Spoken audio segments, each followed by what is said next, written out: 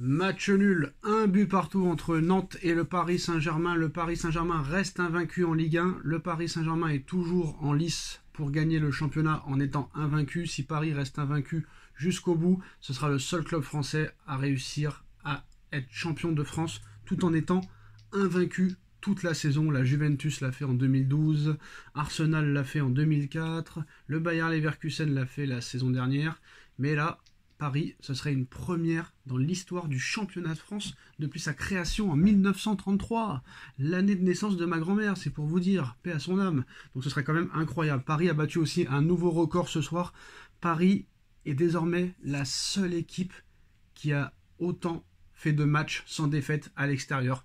Et le Paris Saint-Germain bat le record de l'AC Milan des années 92. Donc c'est quand même assez exceptionnel. Paris rentre dans la légende. Paris bat un record exceptionnel. Et ça, personne ne va le dire. Tout le monde va très vite l'oublier. Mais il faut quand même le garder en compte. Très clairement, c'est très fort ce qu'a fait le Paris Saint-Germain. Même si ce soir, ça n'a pas été un bon match de la part du Paris Saint-Germain. Comme contre le Havre. Ça a été vraiment poussif. Même si Paris a failli gagner, Paris ressort avec le point du match nul. Un but partout. Mais franchement, j'ai pas été content. On va me dire, oh, t'es jamais content, oh, t'es jamais content, nanana. On peut pas toujours gagner, mais je m'en fous de ces commentaires à la mort moineux de mecs qui ne sont pas ambitieux et qui pensent qu'à la Ligue des Champions, bah oui, je suis un perfectionniste et ce soir, bah franchement, t'aurais dû gagner ce soir, un 1-0, ce soir, tu dois quand même pouvoir tenir le score. Et malheureusement, il y a des joueurs qui font très peur ce soir, comme Marquinhos, je suis désolé de le dire. Je vais pas le ménager, je m'en fous qu'il soit au Paris Saint-Germain depuis 2013, qu'il adore le Paris Saint-Germain, qu'il ait toujours le sourire et qu'on doit le respecter pour ça. Je m'en fous. Marquinhos, ce soir, c'est catastrophique. Et même Beraldo a été plus fort que lui. Beraldo a été sensationnel ce soir. Franchement, Beraldo est plus fort que Marquinhos ce soir. Et ça, bah franchement, à une semaine du match contre Arsenal, eh ben, ça fait peur. Je suis désolé de le dire, quand tu vois Marquinhos défendre ce soir, ça fait très peur. Warren Zaïre-Emery n'est plus que l'ombre de lui-même. Lui, on a fait la grosse erreur de le prolonger et de lui donner 900 000 euros par mois. Maintenant qu'il a perdu sa place de titulaire, bah, le mec ne fait plus aucun effort. Le mec, il a ses 900 000 euros par mois. On n'arrivera jamais à s'en débarrasser. Il y en a qui vont me dire, ouais, mais ce soir, il n'a pas joué à son poste. Eh bah, si, il a joué à son poste. Parce que même si les compos d'équipe annonçaient que Warren jouait à droite, à l'arrivée, c'est Neves. C'est Neves qui a joué à droite et Warren, il a joué à son poste en vrai. Parce qu'ils ont permuté avec...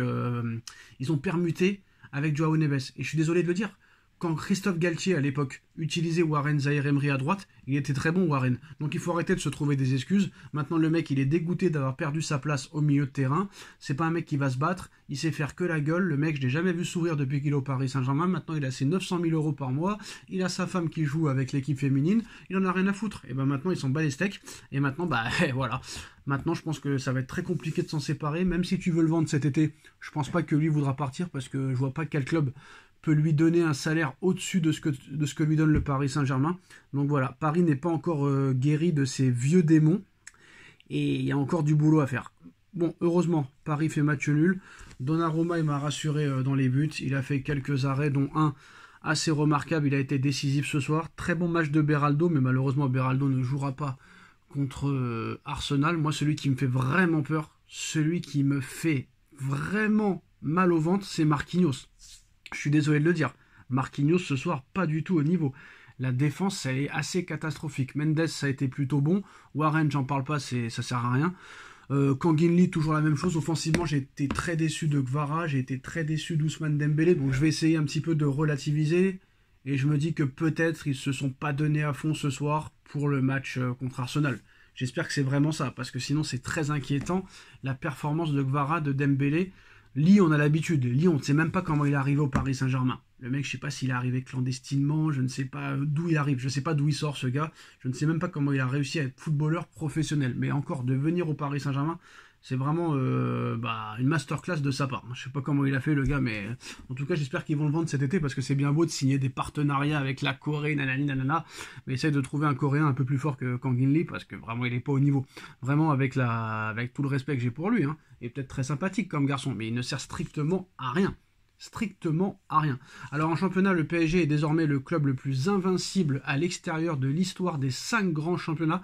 Paris vient d'enchaîner 39 matchs d'affilée sans perdre à l'extérieur en championnat. Donc c'est vraiment incroyable. C'est vraiment exceptionnel ce qu'a fait le Paris Saint-Germain. Alors maintenant, en ce qui concerne le match contre Arsenal, bon, tu auras un autre test intéressant vendredi soir au Parc contre Nice. Nice qui joue la Ligue des Champions. Malgré ça, Paris ne perd pas. On a vu quand même qu'il y a un problème aussi ce soir, c'est que Nantes a couru 8 km de plus que le Paris Saint-Germain, alors que d'habitude c'est le Paris Saint-Germain qui court beaucoup plus que ses adversaires. Donc on a vu ce soir de la nonchalance, de la suffisance, encore une fois un relâchement. Et moi ce qui me fait peur, c'est que contre Aston Villa, tu parles de relâchement. Enrique en conférence de presse qui te dit c'est une piqûre de rappel, il ne faut pas faire ça pendant les prochains matchs. Contre Le Havre, il y a eu un relâchement. En conférence de presse, il te dit encore une fois il ne faut pas se relâcher, il faut être exigeant, que ce soit Luis Enrique et les joueurs. Et là encore ce soir, relâchement, ça paraît compliqué là. Ça va vraiment être compliqué. Et là, Nice, c'est encore au-dessus de Nantes. Donc ça va être vraiment un gros match test vendredi face à une équipe qui joue sa place pour se qualifier en Ligue des Champions la saison prochaine. Mais moi, je suis pas rassuré avant ce match contre Arsenal. Parce que Arsenal non plus n'a plus rien à jouer en championnat. Et ça met des 4-0 à Ipswich, etc., etc. Donc moi, franchement, sur ce que je vois ce soir, alors ce qui est bien, c'est qu'on peut pas être pire contre Arsenal qu'on l'a été ce soir. Ce soir, il y a eu un milieu assez suffisant. Vitinha a été au niveau, Neves je l'ai trouvé un peu moins bon, mais bon, il n'a pas joué vraiment à son poste. Ruiz, Ruiz c'est ça le problème, hein. Ruiz c'est un coup exceptionnel, un coup mauvais, ce soir c'est mauvais malheureusement. J'ai l'impression, je ne vais pas dire que Kvara et Dembélé ont été mauvais, j'ai vraiment l'impression que ils se sont pas donnés à fond, vraiment ils ont fait le strict minimum. Ramos a failli quand même marquer à la fin sur une barre, mais voilà. Pourtant on a vu des belles phases de jeu, hein. On a vu des belles transitions entre Kvara, Dembélé, avec Kangin Lee, avec Neves, tout ça et tout. Mais malheureusement, Paris, quand ils mènent au score depuis quelques matchs, ils arrêtent complètement de jouer. Enfin, je te dis quelques matchs, ça fait très très longtemps que ça existe, cette légende. Mais à un moment donné, il va falloir faire comprendre aux joueurs, et ça c'est vrai que c'est problématique, que c'est pas parce que tu mènes 1-0 ou 2-0 qu'il faut arrêter de jouer. Et ça c'est le problème de tous les clubs en ce moment. Et il y a aussi ce problème de défense. On a vraiment une mauvaise défense. Arsenal arrive à enchaîner des matchs sans prendre de but, que ce soit en Ligue des Champions, que ce soit en Première Ligue. Nous, on n'y arrive pas. On n'y arrive pas. Je n'arrive même plus à me souvenir quel est le dernier match où le PSG n'a pas encaissé de but.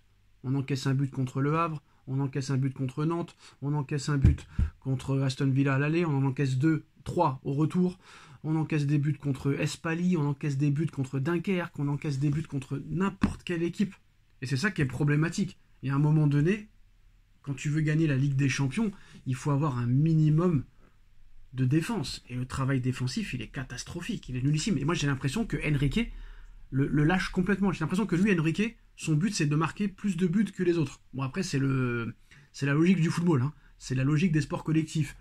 Mais à un moment donné, quand tu ne peux pas être bon offensivement ou être efficace offensivement et que tu n'y arrives pas, il faut pouvoir quand même être fort défensivement. Tu ne peux pas être exceptionnel offensivement à chaque match, malheureusement. Même quand tu es exceptionnel offensivement, des fois il y a des matchs où tu n'y arrives pas. Où tu n'arrives pas à marquer le but, comme contre Liverpool au match aller. Et là, malheureusement, quand tu vois ça, tu te dis, mais attends, si on n'est pas efficace contre Arsenal, est-ce qu'on va pouvoir compter sur la défense pour nous maintenir à flot?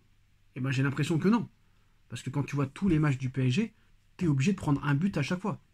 Et moi je suis désolé, admettons que le PSG se fasse éliminer contre Arsenal, il faudra ressortir les matchs contre Dunkerque où t'en prends 2, contre Espali où t'en prends 2, contre Monaco où t'en prends 2, contre Le Havre t'en prends 1, contre Nantes t'en prends 1. C'est problématique. Il faut pas croire que la défense a été mise de côté par les autres clubs. Donc à un moment donné, Enrique, s'il n'a pas envie de travailler ça, ça va lui être reproché. Voilà.